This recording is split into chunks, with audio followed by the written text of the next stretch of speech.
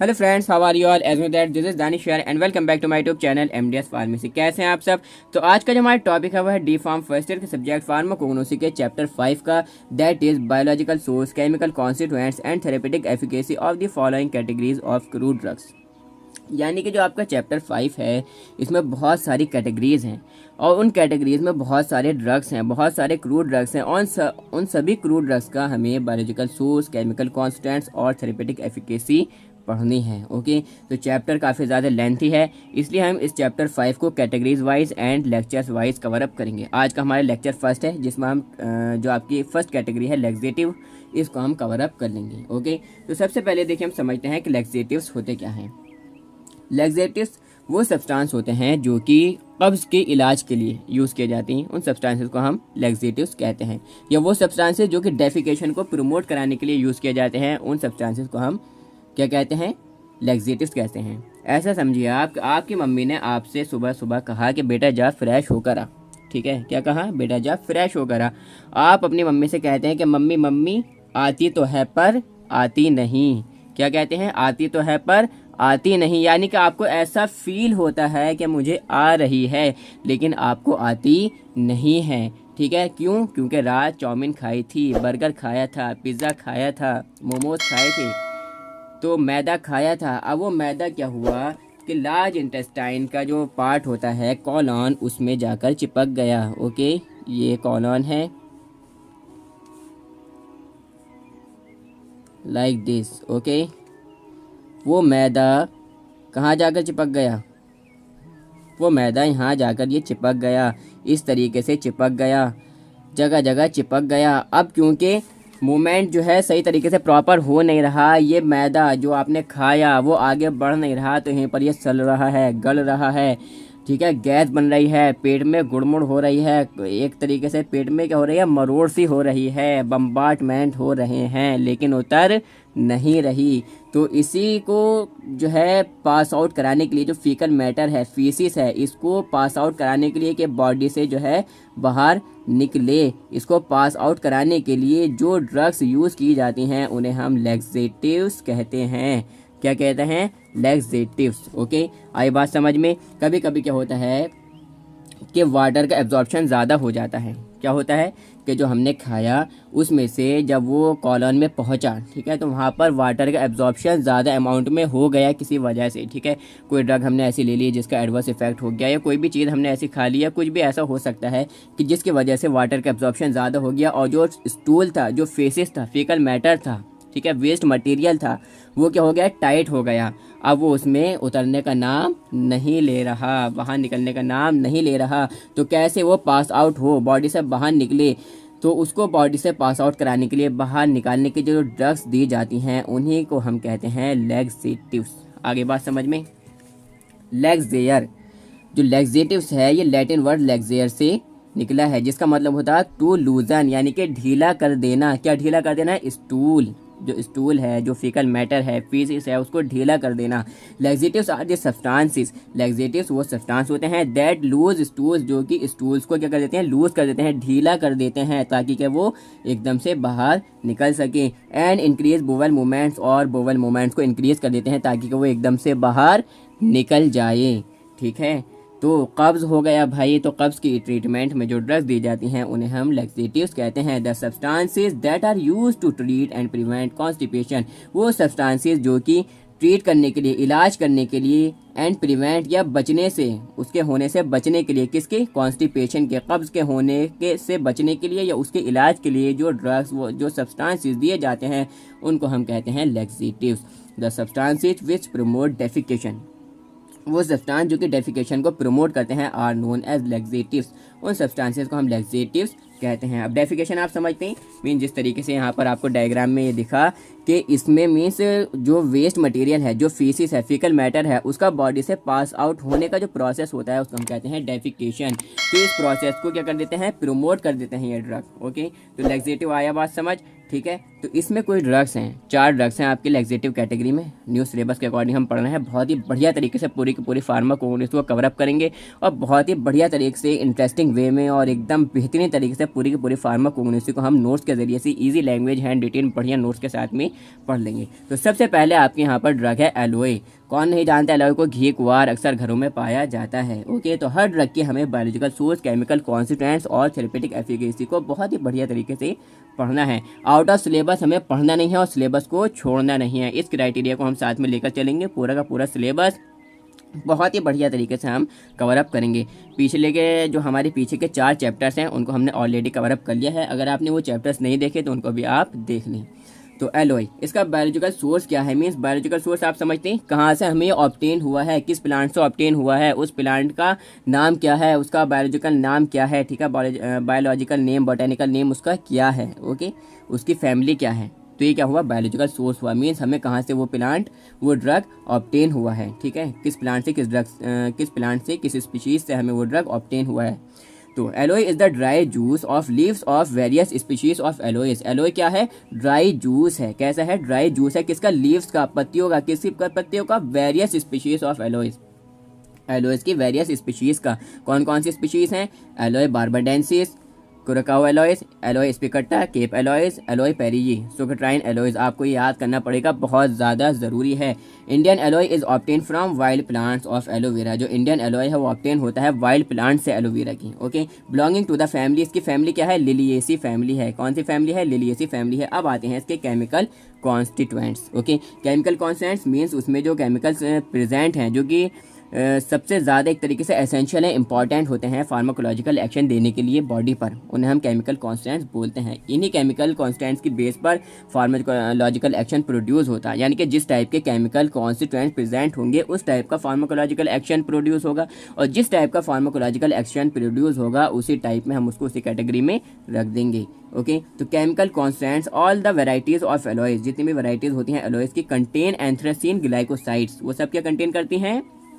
Anthracene glycosides contain करती हैं। The chief constituents of aloe are, chief constituents हैं aloe के वो कौन कौन से हैं? Aloin, glycosides and aloe resin. Aloe contains a mixture of 3 isomers, 3 isomers का मिक्सचर कंटेन करता है एलोए। कौन कौन सा भाई? Barbaloin, beta barbaloin and isobarbaloin. अब यहाँ पर ये 2 आपको स्ट्रक्चर दिख रहे होंगे, एक है एलोए इमोडिन का जो कि बहुत ज़्यादा इंपॉर्टेंट है, और दूसरा स्ट्रक्चर है बार्बेलॉइन का।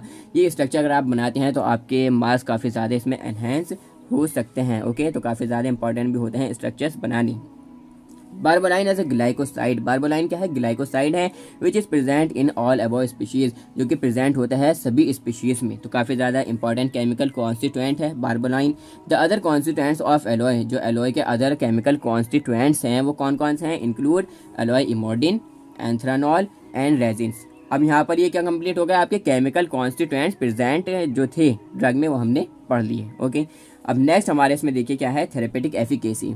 अब आप मुझे बताइए कि जो लैक्सेटिव है, ओके, इसका फंक्शन क्या है भाई? लैक्सेटिव किसे कहते हैं? उन ड्रग्स को हम लैक्सेटिव कहते हैं जो कि डेफिकेशन को प्रमोट कराने के लिए यूज़ की जाती हैं, या कॉन्स्टिपेशन के ट्रीटमेंट में उसको होने से बचने के लिए यूज़ की जाती हैं, ठीक है, जो कि स्टूल्स को, ठीक है, जो फीकल मैटर है उसको ढीला कर देती हैं, ठीक है, और बोवल मोमेंट को इंक्रीज कर देती हैं, उन्हें हम लैक्सेटिव्स कहते हैं।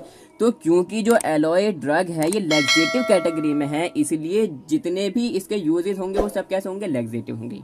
ओके, तो सबसे पहला पॉइंट आपको लिखना है कि aloe is used as a purgative और लैक्सेटिव, कि भाई एलोए को हम लैक्सेटिव परजेटिव के तौर पर यूज़ करते हैं। अब आपको पता है कि भाई लैक्सेटिव क्या होते हैं, तो आप इसमें अपने पास से और जो है बना कर लिख सकते हैं कि भाई लैक्सेटिव्स इस तरीके से लिख सकते हैं कि aloe is used to treat constipation, aloe is used to promote defecation. Okay, इस तरीके से आप इसको लिख सकते हैं। तो नेक्स्ट है इसमें aloes are used as an ingredient of cosmetics like gel, creams, lotions. आपको पता है, आपने अक्सर देखे होंगे कि कुछ माउथ वॉशेस होते हैं, ठीक है, कुछ फेस वॉशेस होते हैं, क्रीम्स होती हैं, सोप्स होते हैं, ठीक है, साबुन होते हैं, शैम्पूज़ होते हैं, ठीक है। तो उसमें भी आप जो है अपने पास से ये लिख सकते हैं कि भाई जो एलोवेरा है, एलोएज है, वो यूज़ होता है एक इंपॉर्टेंट इंग्रेडिएंट के तौर पर कॉस्मेटिक्स में, ठीक है, जैसे कि जेल हैं, क्रीम्स हैं, लोशंस हैं, एक्सेट्रा।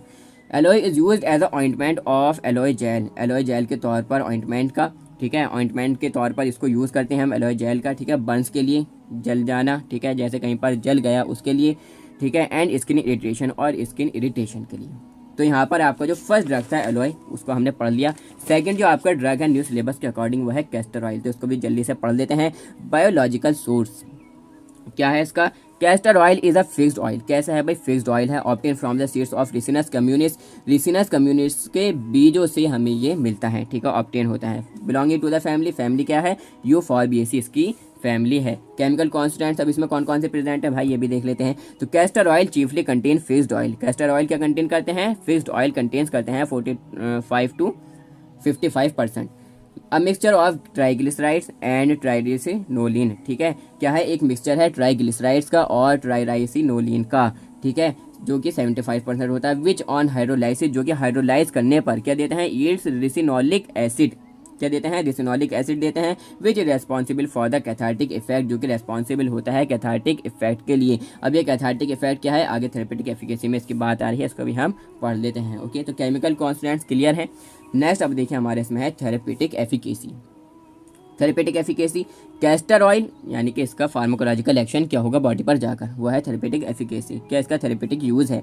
तो castor oil is used as a cathartic, cathartic के तौर पर हम इसको यूज़ करते हैं। That is increase the movement of bowels, जो कि बॉवेल्स के मूवमेंट को इंक्रीज कर देता है। वही बात आगे जो कि हमने यहाँ पर पढ़ ली थी कि भाई इंक्रीज कर देते हैं बॉवेल मूवमेंट्स को। तो बहुत ही बढ़िया तरीके से अगर आपने समझ कर पढ़ना है, देखो हमें समझ कर याद करना है और समझ कर पढ़ना है। समझ कर पढ़ेंगे, समझ कर याद करेंगे तो समझ में आएगा और कॉपी में आप लिख कर आएंगे, एग्जाम्स में बढ़िया मार्क्स पाएंगे। और अगर ऐसे पढ़ लिया, ठीक है, समझा नहीं और ऐसे याद कर लिया और कुछ दिमाग लड़ाया नहीं, तो भाई आपके लिए थोड़ा मुश्किल पड़ेगा। यूज़ इन सोप इंडस्ट्री, किस में यूज़ होता है भाई? सोप इंडस्ट्री में इसका यूज़ होता है। Use in hair oil, hair oil में इसका यूज़ होता है। And hair fixer, hair fixer में इसका यूज़ होता है। यूज़ इन टूथ और डेंटल प्रिपरेशन, ठीक है, जो डेंटल प्रिपरेशंस हैं, ठीक है, इनका यूज़ होता है, जैसे कि टूथपेस्ट वगैरह हुई, ये सब चीज़ें, ठीक है। यूज़ एज परजेटिव, परजेटिव के तौर पर ये काम कर सकता है, काम करता है, सॉरी, ठीक है।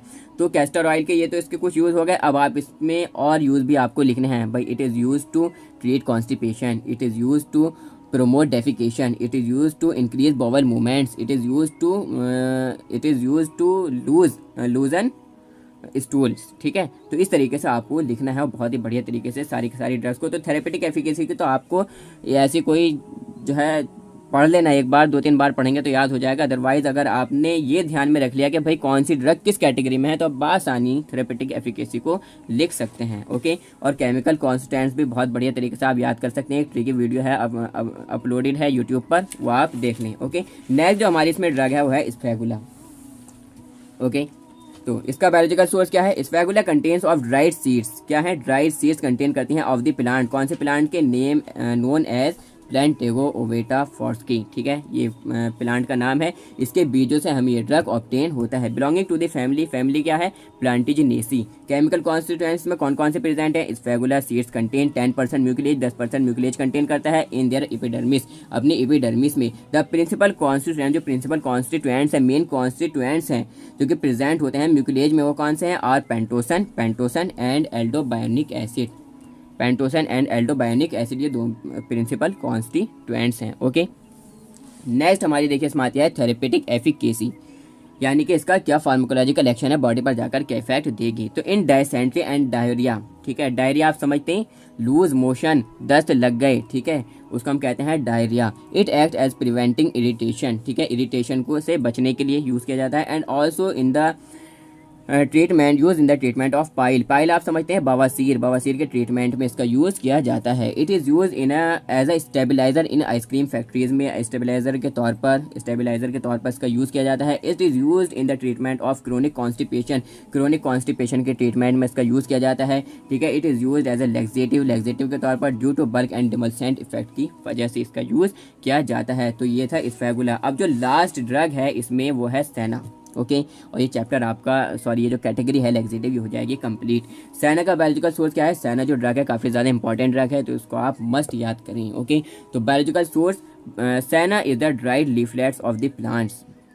सेना जो है ड्राइड लीफलेट्स होती हैं प्लांट की, ठीक है, हमें जो ऑब्टेन होता है कौन से प्लांट से? कैशिया अंगस्टिफोलिया वीन, ठीक है, इंडियन सेना। कैशिया अंगस्टिफोलिया के जो पत्ते होते हैं, लीफलेट्स होते हैं, उनसे, ड्राइड लीफलेट्स जो होते हैं उनसे हमें ये ड्रग ऑब्टेन होती है। Belonging to the family, family कौन सी है? लेगुमिनोसी, ठीक है, लेगुमिनेसी फैमिली है। अब जो मैंने आपको पहले बताया कि भाई ट्री की वीडियो में मैंने ये भी बताया है कि फैमिलीज़ आपको किस तरीके से याद करनी है। ओके, उस ट्री की वीडियो को आप देखें, जिसका लिंक भी मैं वीडियो के डिस्क्रिप्शन बॉक्स में दे दूंगा, वहाँ से आप उसको बआसानी देख सकते हैं। तो उसमें मैंने फैमिलीज़ को याद करने की ट्रिक्स, केमिकल कॉन्स्टेंट्स को याद करने की ट्रिक और थेरेपेटिक एफिकेसी को याद करने की ट्रिक, वहाँ पर मैंने यूजेस को याद करने की ट्रिक बताई है। ओके, केमिकल कॉन्स्टेंट्स में कौन कौन से प्रेजेंट है भाई?